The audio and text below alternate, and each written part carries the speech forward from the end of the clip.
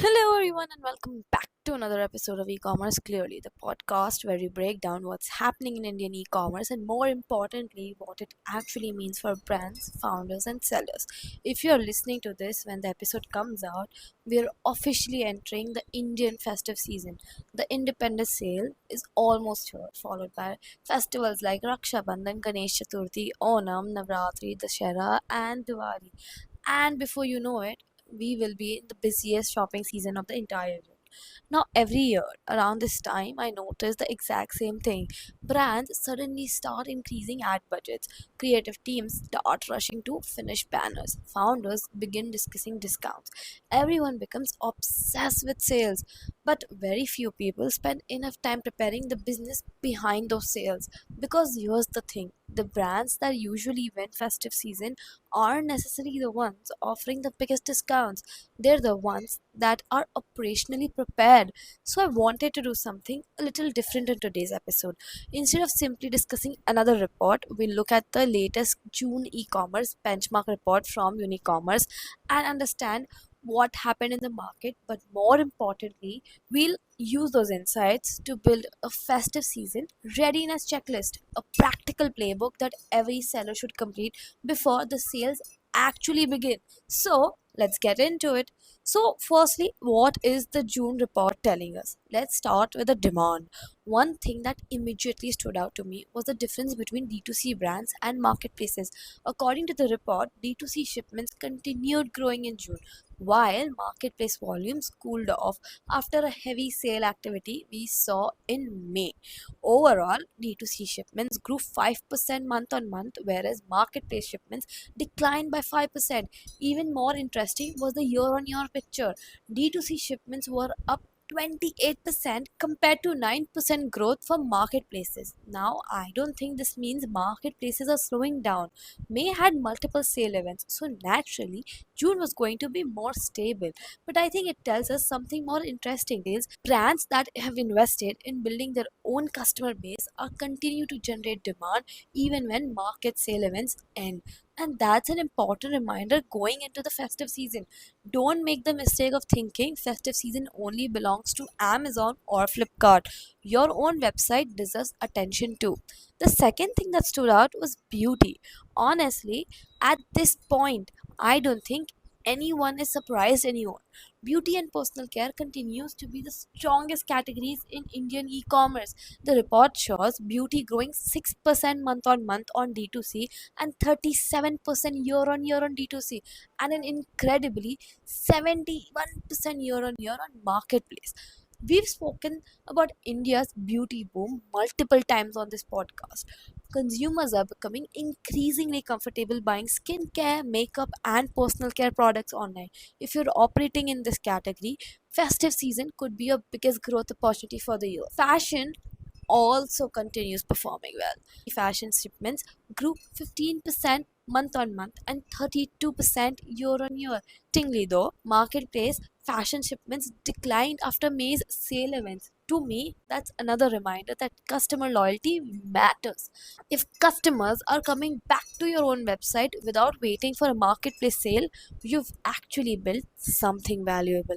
Now let's talk about operations. One metric that really caught my attention was prepaid orders. Prepaid order share increased from 51% to 55%. Overall RTO improved from 13% to 12%. Customer returns remained stable at 8%. However, COD RTO was still as high as 23%. And honestly, this might be one of the most useful metrics heading into festive season because every prepaid order is generally one less COD risk, one less potential failed delivery, one less operational headache. We'll come back to this later because I think prepaid strategy deserves much more attention. Another section I found interesting was returns. Fashion had customer returns of 17%. Electronics stood at 9%. Beauty and FMCG were only at 1%. Health and pharma was at 2%. Now, that doesn't mean fashion brands are doing something wrong. Fashion is simply a category where people want to try things, sizing, fit, color, material, expectations, returns are naturally going to be higher. The lesson isn't to compare yourself with another category, it's to continuously reduce avoidable return. One final observation from the report really made me stop and think. Products priced between 1000 and 2000 rupees had the highest customer return rate at 18%. Interestingly, products above 2000 had a much lower return rate of just 6%. Now, the report doesn't explain why this happens, so I don't want to jump to conclusion. But it's definitely worth exploring whether customer expectations or buying behavior changes in the mid price range. Either way, it's a reminder to analyze returns not just by category but also by price points. So that's what happened in June. But here's the bigger question: what should sellers actually do with this information? That's where I think most reports stop. And that's exactly where I want this episode to begin. I like to think of festive season preparation the same way pilots think before takeoff. Pilots don't rely on memory, they rely on a checklist. Because once you're in the air, it's too late to realize you forgot something. Festive season works exactly the same way. Once orders start flooding in, you don't have the time to fix broken systems. Was my festive pre flight checklist.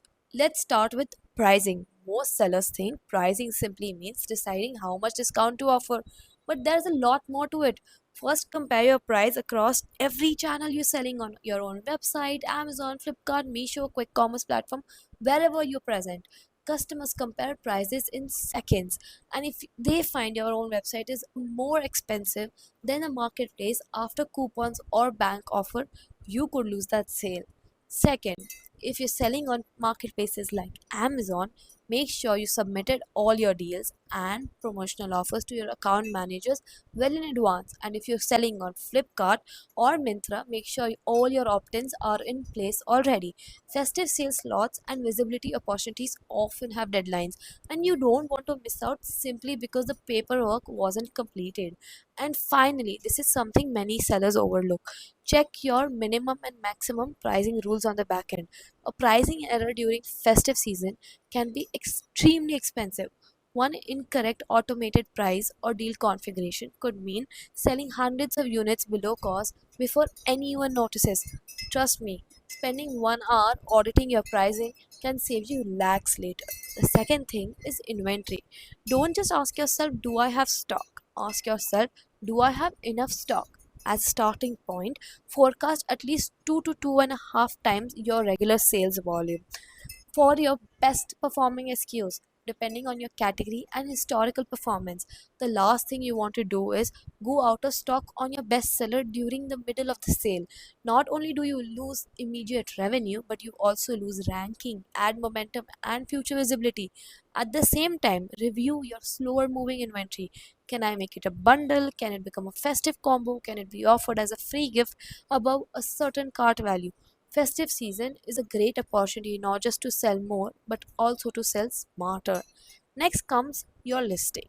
Before increasing ad budgets, make sure products you're sending have traffic that actually is ready to convert. Review every bestseller. Look at your titles, images, videos, bullet points, A plus content, customer reviews, and don't forget keywords. Festive season changes how people search. Customers start typing like Independence Day offer, Rakhi gift, Diwali gifting, festive home decor, or festive season outfits. If those event specific keywords are relevant to your products, make sure your listings reflect them. At the same time, revisit your category specific keywords. Search behavior changes, competition changes, and rankings change. Sometimes updating a listing generates a better return than increasing your advertising budget. Now let's talk about margins. Revenue feels exciting during festive season. Profit is what actually matters. Before offering aggressive discounts, calculate your real margins: marketplace commissions, shipping, packaging, GST, advertising, returns, coupons, payment gateway charges. Only when you've accounted for everything do you actually know whether you're making money. I've seen brands celebrate record sales during festive season only to realize a month later that they barely made any profit. Don't let that happen to yours. Let's come back to the prepaid strategy. As we discussed earlier, prepaid orders increased in June while overall RTO improved. Festive season is probably the best time to encourage prepaid behavior. Maybe that's through a small instant discount, maybe it's cashback, maybe it's free shipping, maybe it's loyalty points, maybe it's exclusive early bird access to deals. Even if you shift just 5 or 10% of your COD customers to prepaid, the impact can be significant. You're likely to reduce failed deliveries, improve cash flow, reduce operational costs, and make fulfillment much smoother during your busiest period. Small improvements here compound very quickly when you're processing thousands of orders. Now let's talk about returns. Don't wait until festive season to understand why products are coming back. Go through your historical data, which products generate the highest returns, which ones receive the most exchanges, which products have the highest customer complaints, then ask why. Is it sizing, poor product photography, wrong color representation, packaging damage, incorrect descriptions? The benchmark report also reminds us that return behavior varies dramatically by category.